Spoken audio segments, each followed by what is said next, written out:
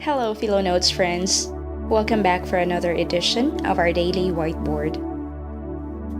In today's edition, I will sketch very briefly the key intuition of Hegel's dialectic. My aim here is to offer an alternative to the seemingly confusing and at times misleading interpretation of Georg Wilhelm Friedrich Hegel's dialectic. At the heart of the concept of Hegelian dialectic is the idea that every being or everything that exists is contradictory in itself.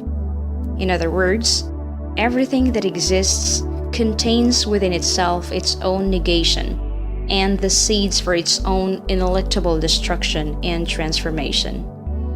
Thus, for Hegel, the dialectic is the formal structure of reality. That is to say, the dialectic is the essence of everything that exists, material or immaterial. The idea of essence is particularly important in understanding Hegelian dialectic. This is because essence denotes the unity or identity of being throughout the actual process of change. This means that, for Hegel, the being at the end of the dialectical process is the same with the being at the beginning of the process. Hence, the being at the end of the dialectical process is simply the actualization of the same being that existed at the beginning of the process, but existed there as an idea. Consider, for instance, the way in which an architect actualizes the idea of a house. As we can see, before the house becomes an actual house, it has already existed in the mind of the architect as an idea. So, there was an idea of the house, that is, a plan of the house before it was actualized. The actual house, therefore, which is the end of the process, is the same with the idea of the house at the beginning of the process. It must be noted, however, that Hegel's concept of unity or identity is not a permanent substratum that defines being, but a process wherein everything copes with its inherent contradictions and unfolds itself as a result. For this reason, the idea of essence in Hegelian dialectic should not be viewed from the vantage point of essentialism. Of course, there is no such thing as essence in Hegel that defines being as such.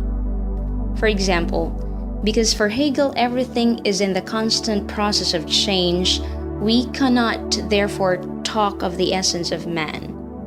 There is no such thing as human nature for Hegel.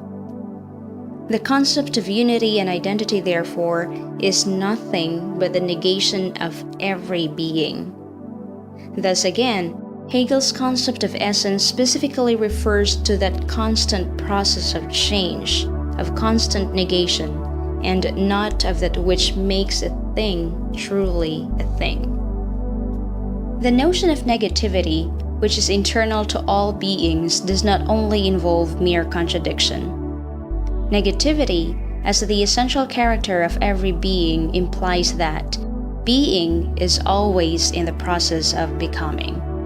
That is to say, the process of developing all relations to what being is not.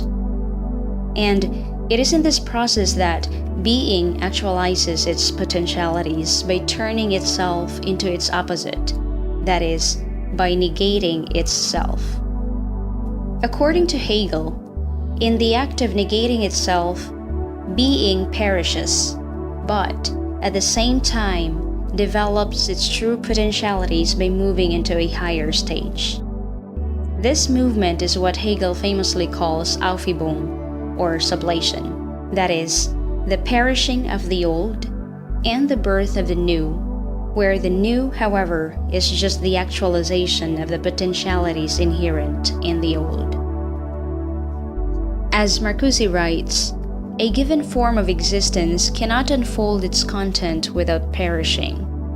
The new must be the actual negation of the old and not a mere correction or revision. To be sure, the new must somehow have existed in the lap of the old, but existed there only as potentiality, and its material realization was excluded by the prevailing form of being. The process of becoming explains what Hegel calls the transition from mere potentiality to actuality. As Marcuse writes, when something turns into its opposite, Hegel says, when it contradicts itself, it expresses its essence. For Marcuse, this is the moment of being's self-realization. Being becomes actual. Indeed, this is the moment when being and non-being unite. That is to say, when contradiction is resolved and gives way to another higher form of determinate being. It is important to note at this point that Hegel never used the triadic moment of being in his writing, namely being, non-being, and becoming, or thesis, antithesis, and synthesis. Of course, the unfolding of being involves these three moments, but they happened all at once in the same being. Thus, the contradiction does not come from the outside. Negativity is internal to being, according to Hegel. The idea of Aufhebung or sublation, that is the realization of what being is not, is also internal to being.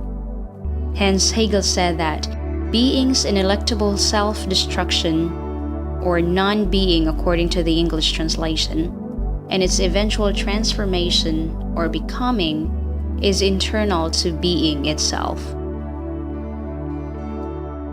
Let's take, for instance, the transformation of the seed into a seedling. If the seed, or being, is not yet ready to self-destruct and transform itself into a seedling, it remains a seed. The sunshine, the soil, the water, and other factors necessary for the transformation of the seed into a seedling are useless if the seed, again, is not yet ready for self-destruction and transformation. Hence, the contradiction of the seed is internal to the seed itself. Indeed, it is the seed that contradicts itself. The sunshine, the soil, the water, etc. do not pose themselves as contradiction or non-being of the seed. They are simply factors that could help the seed in contradicting and eventually transforming itself into a seedling.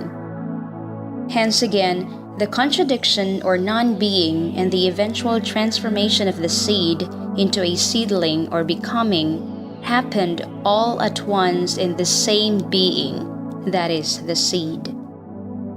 In the famous idea of the self-destruction of the capitalist society, the contradiction or non-being of the capitalist society is internal to the capitalist society itself. The proletarians that rebel against the capitalist society do not pose themselves as contradiction or non-being. The proletarians are simply agents of social transformation whose role is simply to arrest the situation. That is, take advantage of the situation when the capitalism, through its internal contradictions, is ready to self-destruct. For sure, a million ants cannot topple down a strong and healthy snake. Only when the snake is weak and dying, which is the snake's contradiction of itself, can the ants take advantage of the situation and eat the snake. Alright, that's it for today.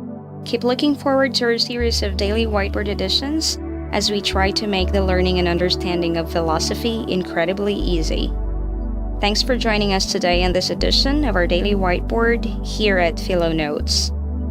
Full transcript of this video is available at PHILO-notes.com. To keep you updated of our daily whiteboard editions here at PHILO-notes, just click here and subscribe.